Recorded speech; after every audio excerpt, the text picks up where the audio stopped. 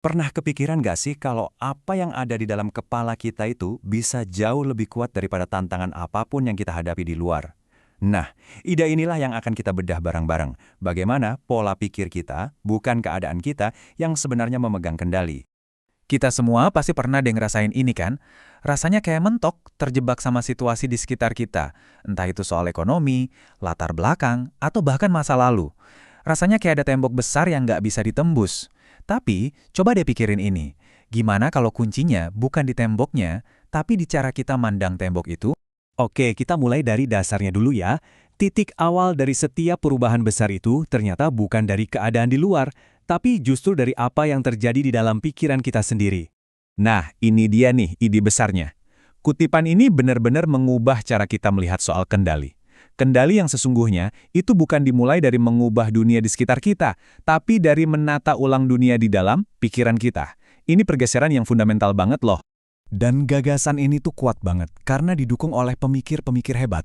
Coba bayangin, ada Carol Dweck dengan growth mindset-nya, ada Viktor Frankl yang bisa nemuin makna di tengah penderitaan yang luar biasa, sampai James Clear yang nunjukin gimana kebiasaan kecil itu membentuk siapa kita. Semuanya sampai di kesimpulan yang sama. Pikiran adalah arena utama di mana hidup kita dibentuk. Jadi, gimana caranya kita bisa terapin ini? Yuk, kita lihat perangkat praktis apa aja yang dipakai orang-orang tangguh buat ngendaliin dunia batin mereka. Nah, disinilah letak perbedaan yang keren banget. Coba lihat kontrasnya. Daripada buang-buang energi buat hal-hal yang nggak bisa diubah, fokusnya itu dialihkan. Pertanyaannya jadi, oke, dengan kondisi yang ada sekarang, apa sih satu hal kecil yang bisa saya lakuin? Ini bukan berarti kita cuek sama masalah, tapi ini soal nyari celah buat mulai bergerak, sekecil apapun itu. Pola pikir kedua adalah soal mengelola suara di dalam kepala kita. Dan ini ngegambarin bedanya dengan jelas banget. Daripada ngejadiin kegagalan sebagai stempel permanen, mereka ngelihatnya cuma sebagai sebuah kejadian sementara. Mengubah saya nggak mampu, jadi ini belum berhasil. Itu kedengarannya sepele ya, cuma nambah satu kata, tapi dampaknya ke mental itu luar biasa besar. Tentu aja, pikiran yang udah rapi nggak ada artinya kalau nggak jadi tindakan. Jadi, gimana caranya kita mengubah pemahaman ini jadi sebuah momentum di dunia nyata? Mari kita lihat.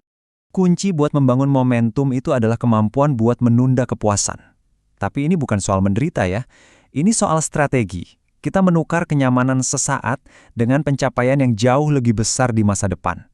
Ini soal kesadaran bahwa fase yang nggak nyaman itu seringkali cuma tiket masuk menuju tujuan yang benar-benar kita inginkan. Dan ini mungkin salah satu ide yang paling membebaskan. Orang-orang sukses itu nggak nunggu semua lampu lalu lintas jadi hijau dulu baru jalan. Mereka mulai bergerak dengan apapun yang mereka punya, dimanapun mereka berada, ya, sekarang juga. Kutipan ini ngerangkum semuanya dengan sempurna. Nungguin kondisi ideal itu seringkali cuma cara keren buat bilang, nanti aja deh. Kuncinya itu fleksibilitas dan keberanian buat mulai sekarang juga, bahkan di tengah semua keterbatasan yang ada. Nah, sekarang kita sampai ke sebuah ide yang mungkin paling transformatif dari semuanya.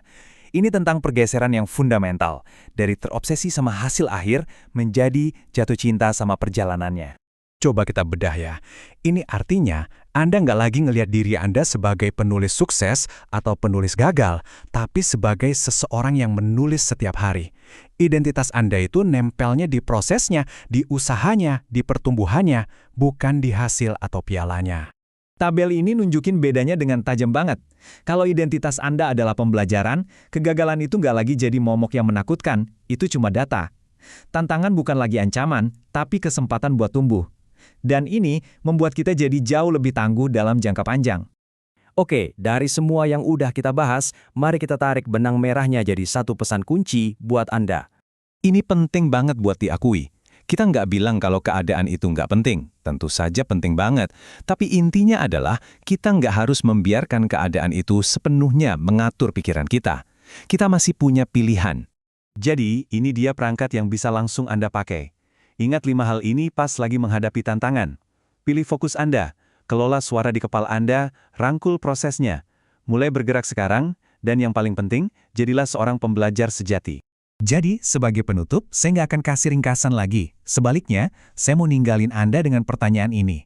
Berdasarkan semua yang udah kita bahas, satu pemikiran kecil apa yang bisa Anda ubah hari ini untuk mulai membentuk realitas yang berbeda besok?